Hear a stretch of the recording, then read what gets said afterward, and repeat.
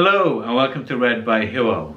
Today I'm going to be reading The Gruffalo's Child, written by Julia Donaldson and illustrated by Axel Scheffler. The Gruffalo's Child by Julia Donaldson, illustrated by Axel Scheffler.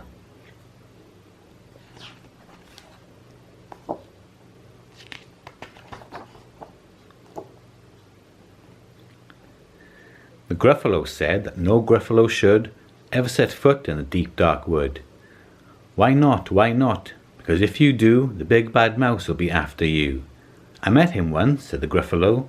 I met him a long, long time ago. What does he look like? Tell us, Dad.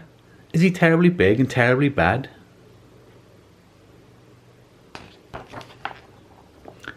I can't quite remember, the Gruffalo said. Then he thought for a minute and scratched his head. The big bad mouse is terribly strong, and his scaly tail is terribly long. His eyes are like pools of terrible fire, and his terrible whiskers are tougher than wire.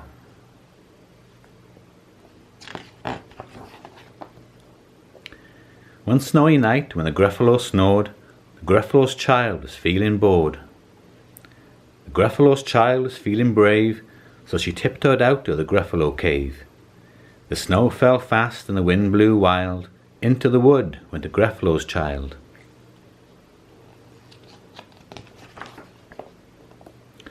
Aha! Oh-ho! A trail in the snow!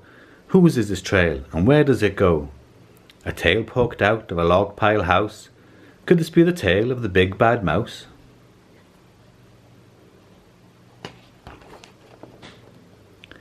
Out slid the creature, his eyes were small, and he didn't have whiskers, no none at all. You're not the mouse. Not I, said the snake. He's down by the lake, eating Gruffalo cake. The snow fell fast and the wind blew wild. I'm not scared, said the Gruffalo's child.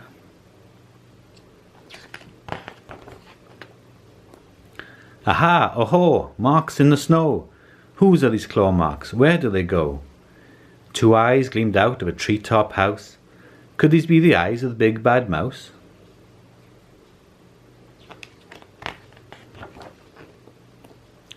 Down flew the creature, his tail was short, and he didn't have whiskers of any sort. You're not the mouse, too-hoo, not I, but he's somewhere nearby, eating Gruffalo pie. The snow fell fast and the wind blew wild. I'm not scared, said the Gruffalo's child.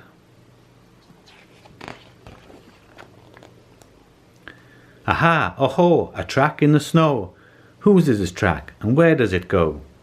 Whiskers at last, and an underground house. Could this be the home of the big bad mouse?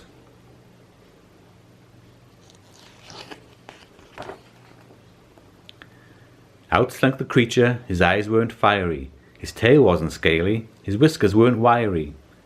You're not the mouse, oh no, not me, he's under the tree, drinking Gruffalo tea. It's all a trick, said the Gruffalo's child, as she sat on a stump where the snow lay piled. I don't believe in the big bad mouse. But here comes the little one, out of his house. Not big, not bad, but a mouse at least. You'll taste good as a midnight feast.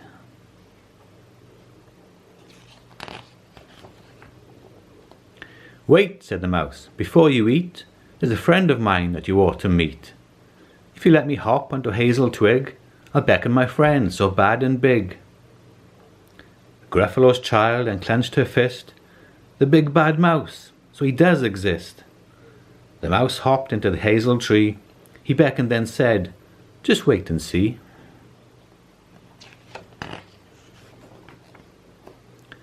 Out came the moon, it was bright and round. A terrible shadow fell onto the ground. Who is this creature so big, bad and strong? His tail and his whiskers are terribly long. His ears are enormous, and over his shoulder he carries a nut as big as a boulder.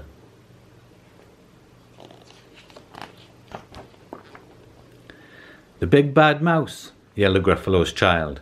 The mouse jumped down from the twig and smiled. Aha, oh-ho, prints in the snow. Whose are these footprints? Where do they go?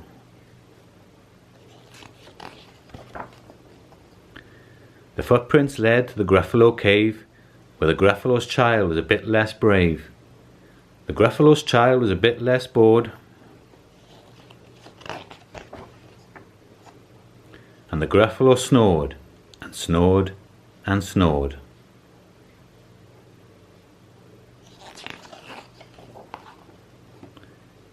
The end.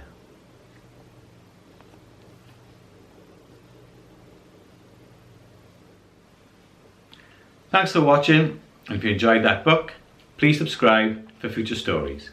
Until next time, goodbye.